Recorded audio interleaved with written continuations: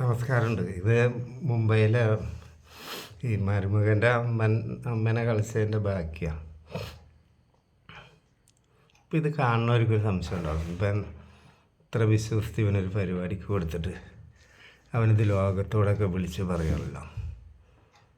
സത്യമായിട്ട് ഞാൻ വിളിച്ച് പറഞ്ഞത് അവരുടെ പെർമിഷനോട് കൂടിയാണ്. എനിക്ക് ലോകത്തിനൊരു മെസ്സേജ് കൊടുക്കാനുണ്ട്. ഞാൻ ചെയ്തുകൊണ്ടിരിക്കണതാണ് എന്ന് കെട്ടിപ്പൂട്ടി വെച്ച ലൈംഗികത. കുളിമുറി കയറി വാണടിക്കുക, കിടപ്പുമുറിയിൽ വാണടിക്കുക, എന്നിട്ട് നെടുപ്പിട്ടാണ് പെണ്ണ് ഉറങ്ങുക. എന്താവശ്യത്തിനാണ് ഈ ലൈംഗിക അവയവം? അതിനുള്ളത് തന്നെ അത് അച്ചാറിട്ട് വെക്കാനൊന്നും പറ്റൂല. അതിൻ്റെ ആ പണി അവിടെ നടക്കണം. സൗകര്യമുള്ളവരൊക്കെ കൊടുക്കണം. ഇതാണ് എൻ്റെ മെസ്സേജ്. ആ സ്ത്രീ ഒരു പെർമിഷനോടുകൂടി മാത്രമാണ് ഞാനിത് ചെയ്യുന്നത്. പിന്നെ എൻ്റെ റിലേറ്റീവ്സ് അവർക്കൊന്നും ഇവരെ കറക്റ്റ് അറിയാൻ പറ്റില്ല. ഇപ്പം ഈ പറഞ്ഞ ആൾക്കാർ ഇന്ത്യയിലേ ഇല്ല. പിന്നെ ഇപ്പോഴല്ല എൻ്റെ മറ്റുള്ള പെങ്ങാന്മാരെ അവരൊക്കെ അറിഞ്ഞാൽ എനിക്കൊരു തേങ്ങയില്ല. അത് വേറെ കാര്യം. പക്ഷെ എൻ്റെ മെസ്സേജ് ഇതാ, ചൂസ് വെൽ. അപ്പോൾ ഞാൻ ഇടയ്ക്കിടയ്ക്ക് അവിടെ പോകൽ തുടങ്ങി. അങ്ങനെ ലീവൊന്നും അങ്ങനെ കിട്ടുമൊന്നുമില്ല, എന്നാലും ഒപ്പിച്ചൊക്കെ പോവാം.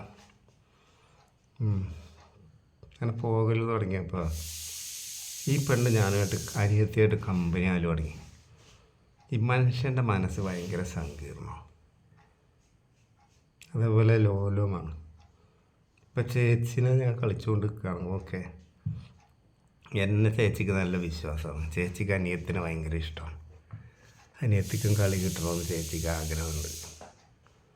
പക്ഷേ എങ്ങനെ പറയും? പിന്നെ ഇതൊന്നും പറയണ്ടല്ലോ. കുറച്ചൊക്കെ ഇൻഡയറക്റ്റായിട്ട് ഫ്രീഡമൊക്കെ തരുമ്പോൾ തന്നെ നമ്മൾക്ക് മനസ്സിലാവും. അപ്പോൾ ഇവളൊരു ദുഃഖ കഥാപാത്രമാണ് എന്ന് എന്നോട് പറഞ്ഞു ചേച്ചി. ചരിത്രമൊന്നും എന്നോട് പറഞ്ഞില്ല. അപ്പോൾ അവളുടെ മൈൻഡൊന്ന് മാറ്റിയെടുക്കണം. ഒരു മൂഡൗട്ടായിട്ട് നടക്കുന്ന ആളാണ്. അതിൻ്റെ മൈൻഡൊന്ന് ശരിയാക്കണം, എവിടെയെങ്കിലുമൊക്കെ ഒന്ന് കൊണ്ടുപോകണമല്ലേ. ഞാൻ പൂനെയിൽ ഒരു ദിവസം വരാൻ പറഞ്ഞു. അങ്ങനെ രജനീഷിൻ്റെ ആശ്രമം, അതിൻ്റെ ഉള്ളിലേക്കൊന്നും നമുക്ക് എൻട്രി ഇല്ല. പുറത്ത് പോയി കണ്ടു. പിന്നെ അവിടെ ശിവാജി നഗർ, അവിടെയൊക്കെ ഒന്ന് കറങ്ങണതിൻ്റെ ഉദ്ദേശം എന്താ? മുംബൈയിൽ താമസിച്ചുകൊണ്ടിരിക്കുന്ന ഒരാളെ ഇപ്പോൾ പൂനെയിൽ കൊണ്ടുവന്ന് കാണിക്കാനും മാത്രമൊന്നുമില്ല. പക്ഷേ ഒപ്പം ട്രാവൽ ചെയ്യാം. ഇതാണെങ്കിൽ ആ നടത്തമൊക്കെ ഉണ്ടല്ലോ, അതായത് ചുടുങ്ങനെയുള്ള ജീൻസ് ഇടുള്ളൂ. ചുരിദാർന്നത് യൂസ് ചെയ്യൽ തന്നെയല്ല. വീട്ടിലാണെങ്കിൽ മുട്ടിന് മുകളിൽ ഇതുള്ള ഫ്രോക്ക് അങ്ങനത്തെ കിട്ടുള്ളൂ. മോലൊക്കെ ഉണ്ടല്ലോ നല്ല കൂർപ്പ. കല്യാണം കഴിക്കാതെ പെണ്ണാണല്ലോ. അപ്പോൾ ഇവർ തമ്മിൽ വലിയൊരു ഏജ് ഡിഫറൻസ് ഇല്ല. നല്ല 5-8 വയസ്സിനൊക്കെ ഉണ്ടാവും. അങ്ങനെ ഞാൻ ഇവളെ കൊണ്ട് കറങ്ങാൻ പോവും, പിക്ചർ കാണാൻ പോവും. മുംബൈയിൽ തന്നെ കറങ്ങാൻ ഇഷ്ടം പോലെ ഉണ്ട്. മുംബൈയിൽ ഇവളെന്നെ കൊണ്ട് ആജി മസ്താൻ്റെ പള്ളി, പിന്നെ ടങ്കർ മുല്ല, വേറെ എന്തൊക്കെ ഒരു സാധനം കൊണ്ടുപോയി കാണിച്ചു തന്നു. പിന്നെ ഗേറ്റ് ഓഫ് ഇന്ത്യ.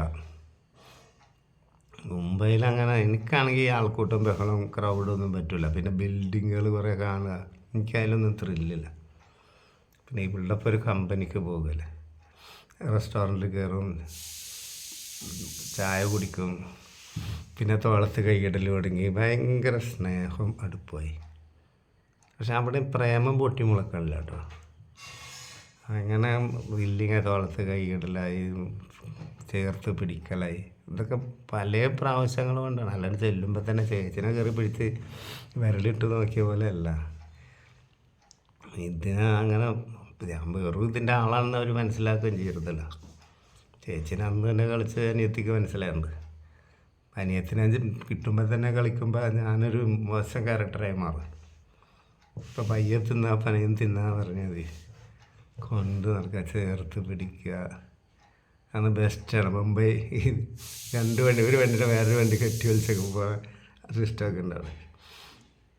ലോക്കൽ വണ്ടികൾ അതിലൊക്കെ കയറി യാത്ര ചെയ്യും. വെറുതെ എങ്ങോട്ടെങ്കിലുമൊക്കെ പോവാം. അങ്ങനെ നടന്ന് നല്ല കാമുകന്മാരെ പോലെ.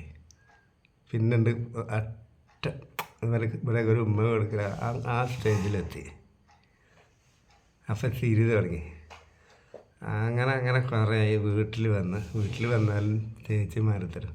നിങ്ങൾ കുക്ക് ചെയ്തോ അടുക്കളയിൽ, ഞാൻ കുറച്ച് നേരം റെസ്റ്റ് എടുക്കട്ടെ എന്ന് പറയും. എനിക്കപ്പോൾ തന്നെ മനസ്സിലായി അവർ ഗ്യാപ്പ് ഉണ്ടാക്കി തരാണ്. വീട്ടിൽ ഇവൾ വളരെ ഫ്രീ ആണ്. ചിലപ്പോൾ ബ്രേസിയറൊന്നും ഇട്ടോളണമെന്നില്ല, വേറെ ഷെമ്മി പോലത്തെ സാധനം ഇട്ടുള്ളൂ. അപ്പം ഞാൻ അടുക്കളയിൽ നിന്ന് ഇവിടെ ഇതേപോലെ ഇങ്ങനെ സ്റ്റൗവൊക്കെ വെച്ചേക്കണ ഇതുണ്ട്. അതിനെന്താ പറയുക, അവർക്ക് സ്റ്റൗവും പാത്രങ്ങളൊക്കെ ഒരു സൈഡിൽ വെക്കും. സ്റ്റൗ വെക്കണം അവിടെ ഇങ്ങനെ ചാരി നിൽക്കാൻ പറ്റും.